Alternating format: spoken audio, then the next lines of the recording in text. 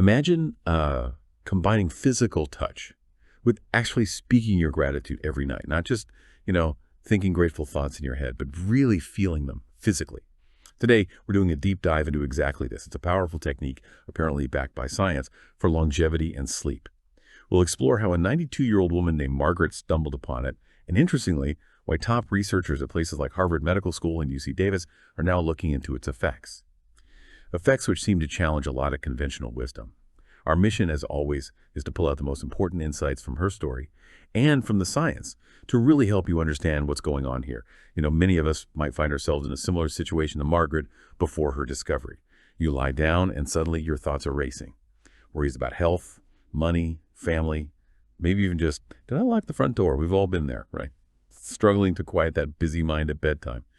So what Margaret found wasn't some expensive supplement or a really complicated exercise routine. It was something much, much simpler, but also incredibly profound. Let's unpack it. So before this discovery back in February 2017, Margaret, who was a retired librarian, was what you might call a classic worrier.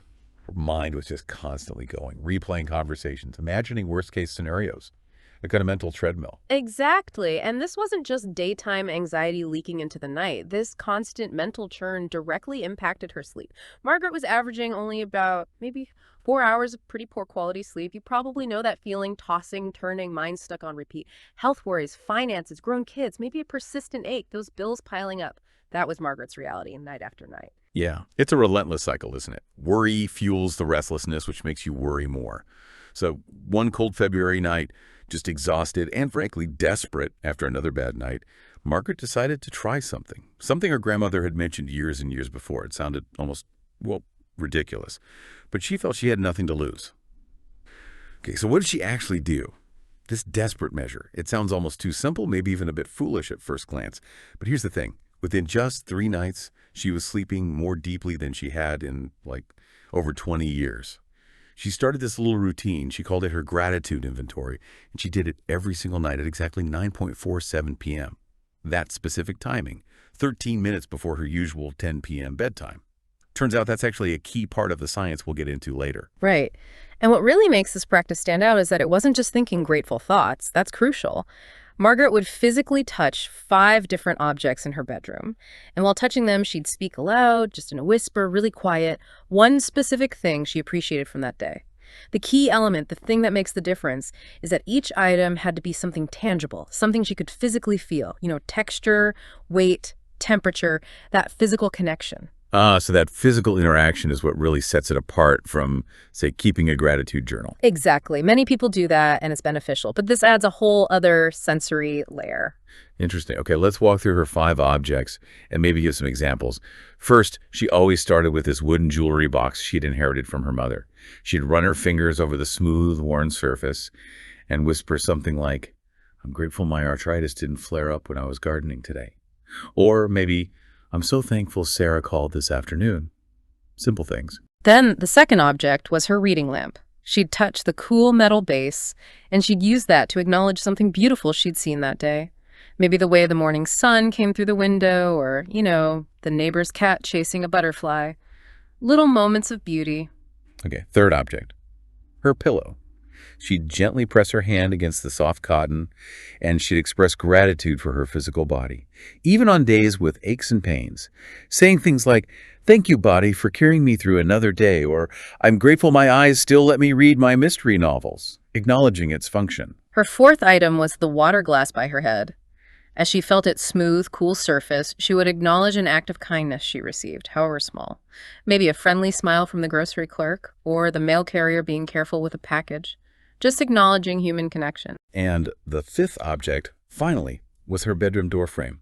She'd just touch it lightly with her fingertips and express appreciation for her home, for feeling safe, for her independence. It's so simple, isn't it? But also very deliberate. That physical engagement seems key, and the impact of this ritual. Well, it was pretty remarkable, apparently. Within the first week, she noticed her mind wasn't racing anymore when she lay down, just quieter. Then, within about 2 weeks, she was falling asleep in under 10 minutes, a huge change from the hour or more it used to take her. But the really surprising stuff started happening around week 3. Yeah, that's when these broader, sort of unexpected changes started to emerge. Margaret began waking up feeling genuinely excited about the day, something she hadn't really felt since her husband passed 4 years prior. Her energy levels just soared, her chronic back pain eased up significantly, and apparently even her relationship with her daughter, which could be a bit tricky sometimes, started to improve. Margaret found herself naturally focusing more on the positive things in their interactions, less dwelling on the negatives. And it wasn't just how she felt. There was objective proof too, right? At her annual physical. Absolutely. The numbers were undeniable. Her blood pressure dropped significantly, from 145 over 90 down to a much healthier 125 over 75. Wow. Her resting heart rate went from 78 down to 65 beats per minute. And maybe most strikingly, her inflammatory markers, things doctors measure to check for inflammation in the body. They improved so dramatically that her doctor, Dr. Elizabeth Chen, actually ran the tests a second time. She thought maybe there'd been a lab error, but nope, the results were real. You really can't argue with numbers like that. No, you can't. And this is where Margaret's intuitive practice gets really interesting because it aligns so perfectly with some cutting-edge science. Dr. Chen, her physician, was initially, skeptical, as you might expect, but she quickly became fascinated, especially when she started looking into emerging research, places like UC Davis.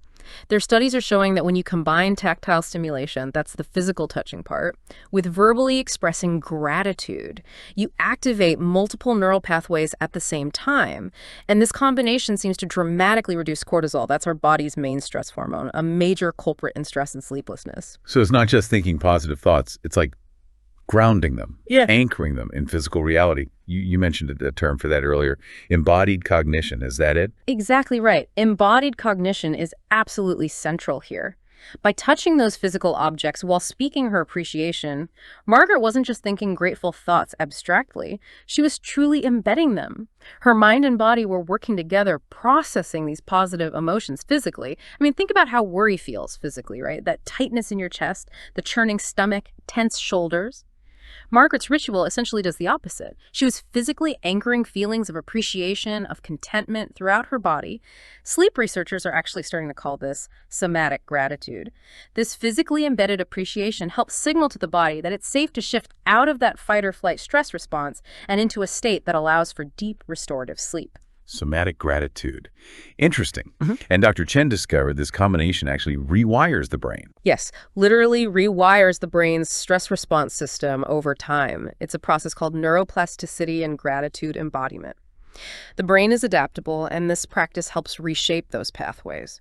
Dr. Chen was so impressed, she started recommending similar practices to her other patients, particularly those over 60 dealing with sleep issues or anxiety.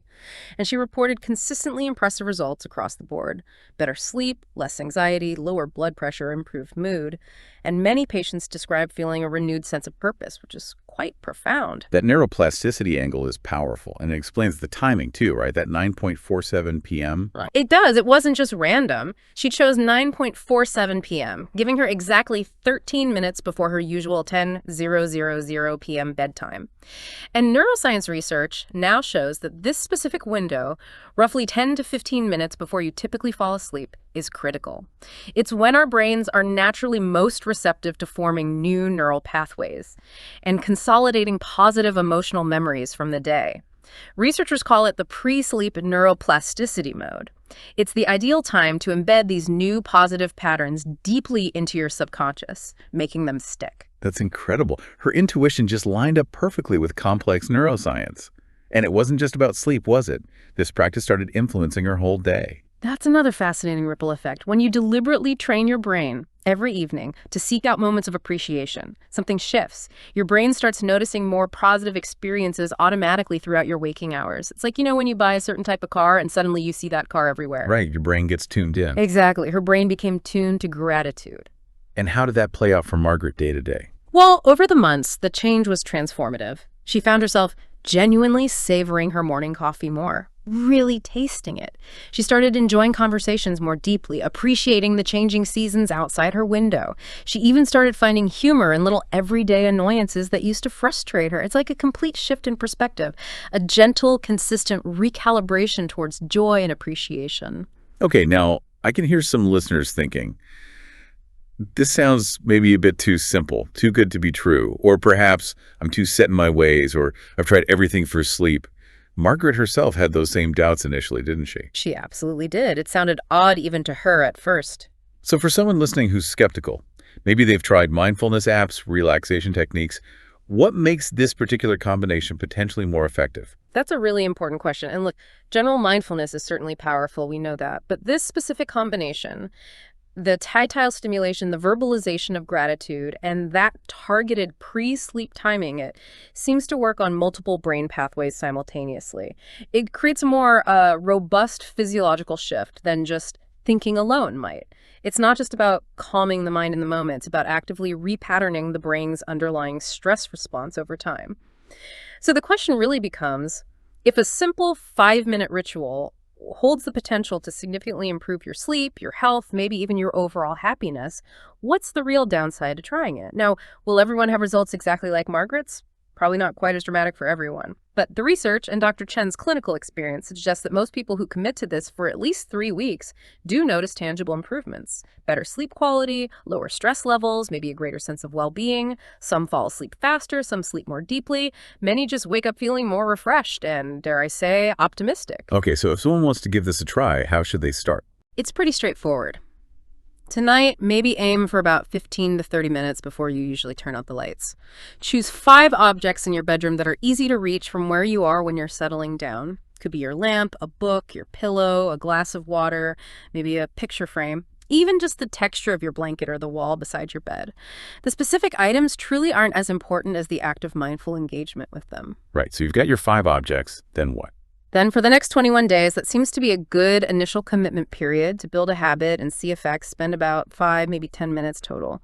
Gently touch each object one by one, and as you touch it, whisper one specific thing you appreciated about that day.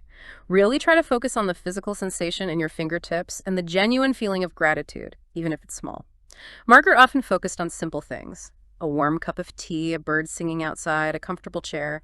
Don't pressure yourself to find something profound every time.